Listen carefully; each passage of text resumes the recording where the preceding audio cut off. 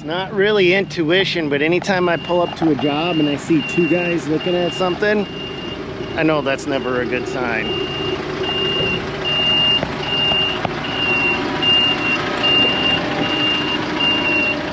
What's the problem?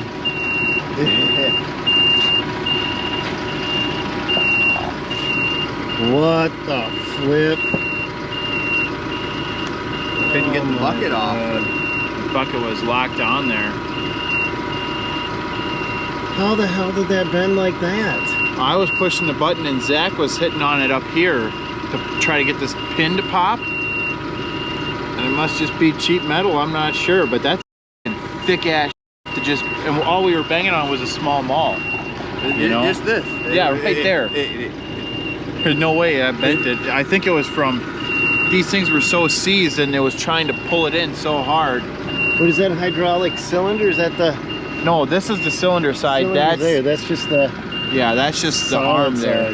Yeah. Hey, there's no way straightening that out. Nope. I'm just wondering if there's a way that we can take these snap rings off and just manually lock it in for the night. See the snap rings right here? If we pop these and pop that ram off, then we can manually just push it down and lock it without using the auto. Yeah. She stays onto the pusher all winter anyways. We don't pull the bucket off or anything. Yeah, but you need the option. I know, yeah. We need the option. So, but we just need to get through this snowfall first and foremost. Exactly. That's why I was thinking we could just disconnect them and lock it down. Yeah. Otherwise, we're stuck using skids, and that's taking this is our key piece out here, I'd say. I'd say too. So we got a light little snowfall. Not enough to write home about, but enough to make us do open ups. This is where we just open up the drive lanes and nothing more. Just to make it easy for cars to get in and out. An open up is easy money. You just drive around during the middle of the day creating paths so that the cars can come in and out without sliding out or dealing with snowbanks. But we had one account that we called Crackhead Square, and that was not easy money because the people that lived there wanted to get hit. Not all of them, but enough of them that it made your job very difficult. You had to put your head on a swivel because as you were driving forward, people would intentionally pull up behind you and sit and wait. So if you were backing up, you had to always look once or twice before you moved because you never knew if somebody was going to be sitting right behind you waiting for their car to get smacked and get a big fat insurance claim. I'm guessing you guys heard that beautiful grinding sound. The problem with open ups is you just drive around with your blade down. It's not up, down, up, down. It's just a lot of downtime with the blade down on the ground, which means you wear your metal out real fast doing this, but it's part of what has to be done.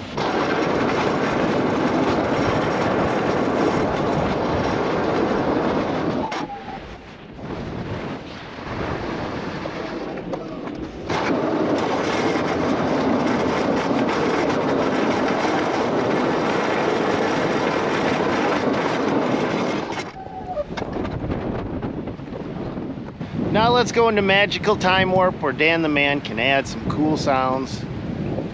And we'll just have some fun doing whatever we do, and I'll keep wiping this camera off because it's just gonna keep getting wet as fast as it gets on the truck. So let's just do that.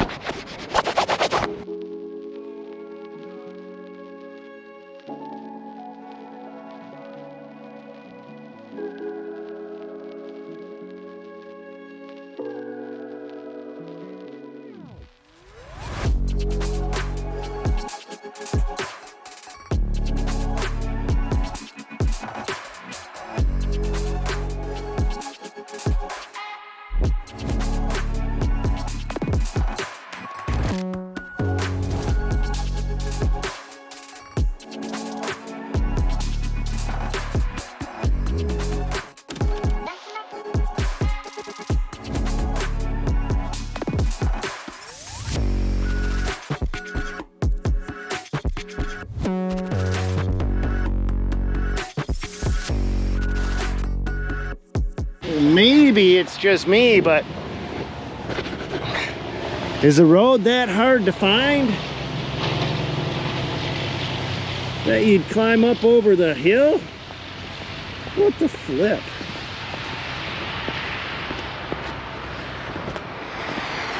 What happened here?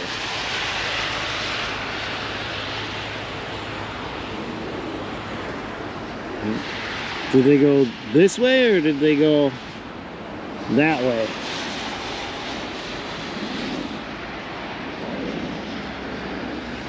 No, it looks like they slid this way, right? Front tires went this way, back tires.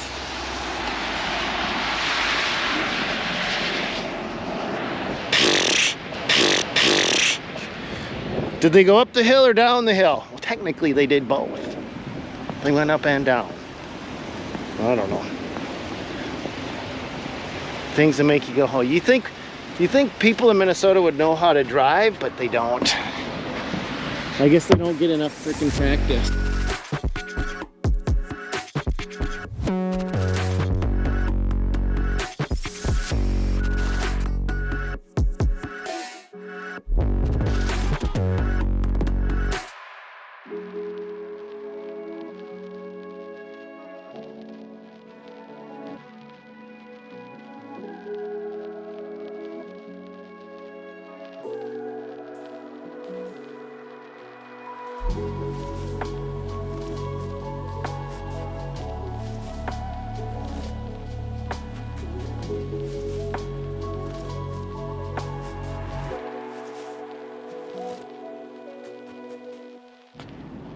Testing. All right. Well, you guys are like legitimately right in front of my eyes. I don't think I can get this any closer to what it looks like for me. If it seems like, oh man, you can't quite see that plow, it's because you can't quite see that plow. Not even from the cab. Oh, see that hood pop? I can't quite see it. All right, we're still doing open ups. We don't really have enough snow here, but I guess the gist of what we're showing you here is how well the control is really super easy layout on this. This is a Boss controller, and Boss has a beautiful intuitive controller for their plows.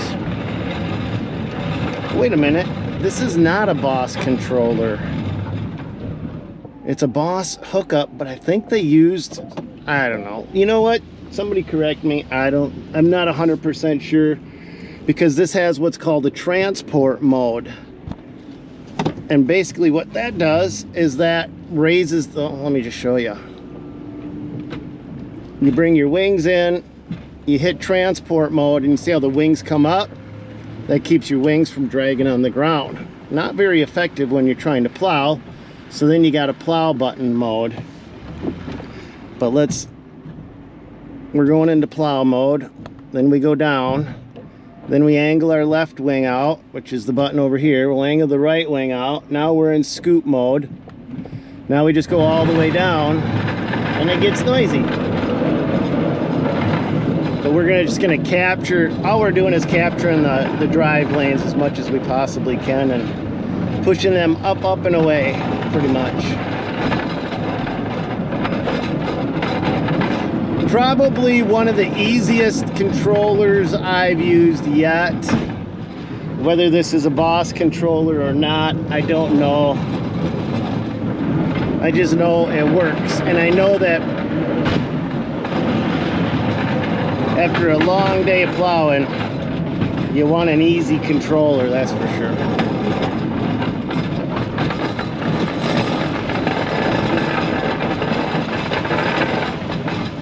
And we come to the end of our run. We lift up early, peel them wings back.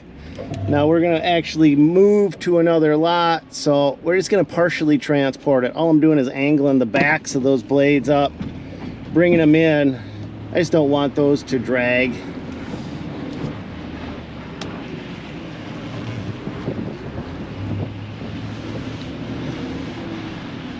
The Ram truck, after a couple of years here, I'd say it's a pretty darn good snowplow truck, but definitely 37,000 miles. I've had problems with stuff that's been out of warranty just because of the age of the truck, not because of the mileage. So I don't know. I think I'm gonna buy the next one's gonna be a Ford. I want to try that Godzilla, I think. with the diesel fuel shortages that are supposedly going on. I don't know, that kind of freaks me out. Maybe it doesn't freak you guys out, but it freaks me out. Of course, what difference does it make if it's diesel fuel or something else shortage?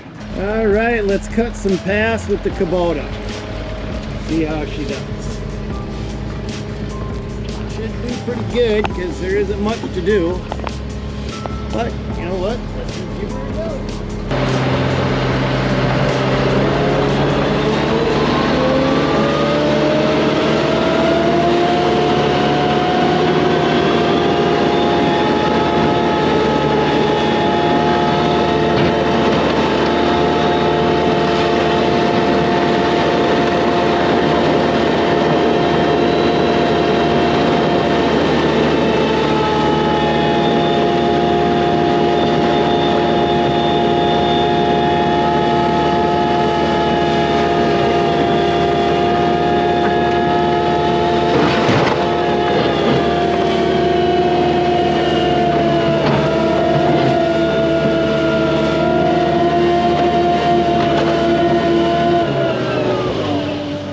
Everywhere that parking lot is wet, it will turn to ice this evening when the temperatures drop below freezing. So it's really important that we scrape as much snow off before that turns to ice, because it's the difference between having a thin layer of ice or having a big, thick, nasty layer of ice. And that salt that we've got to apply later on in the evening, we want it to get to the pavement as quickly as possible. So the better we can scrape everything off, the better that salt can do its job later on.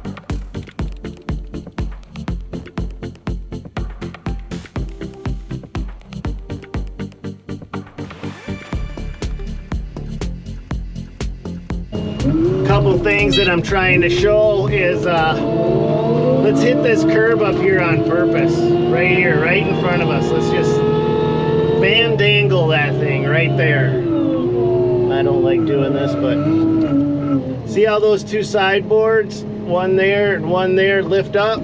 They do the work for me. Actually, I shouldn't have done that right there. I don't want snow on them curbs.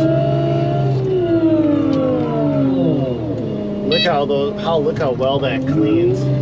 These Arctics are super simple design. No hydraulic hoses, no grease zerks. It does use a rubber puck system that some guys complain breaks. But in 9 years, or 4 years of running 9 plows, I've never had a single puck break in my life. So I don't know what they're doing that I'm not. And I'm not easy on these things, and none of my guys are.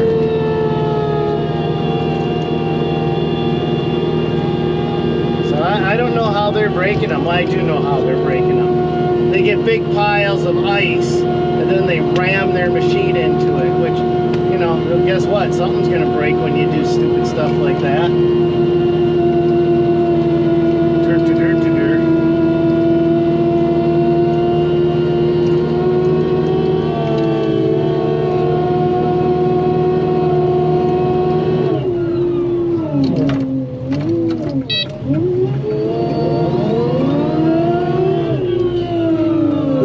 That bad boy scrapes.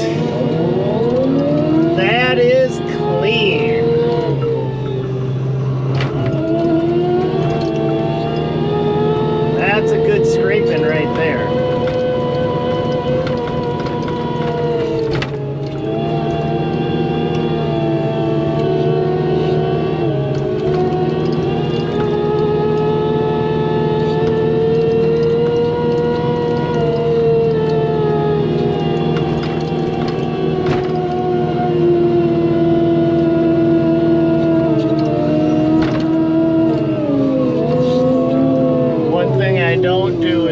my tires down too much onto the ground, too much down pressure, just because I like to be able to turn.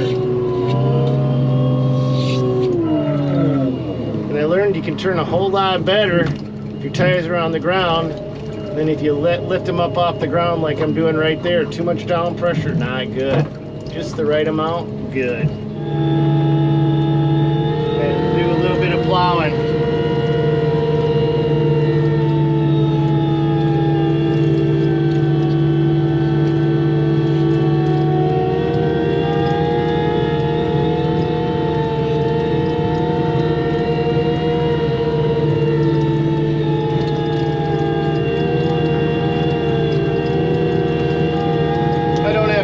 Pressure going down right now. I just have my plow floating.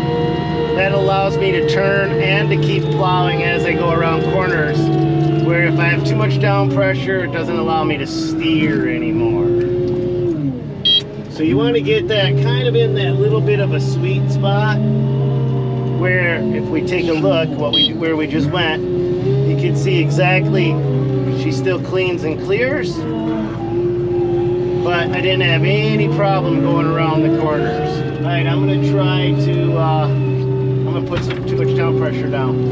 See, I'm trying to turn. It's a little bit like driving a boat at this point. If I let up, I got control. Push down, she kind of does what she wants to do. Let up, I'm in control. So I know you guys are like, oh, everybody knows that, dirt monkey. No, not everybody does. Not everybody's driven a loader. I've got a lot of guys on my team that have never driven a loader like this. They've driven skid loaders or logged thousands of hours in those, but they may not have ever driven a payloader with a front pusher on it. So sometimes you say the things that some guys already know because there's other guys that don't know it. And everybody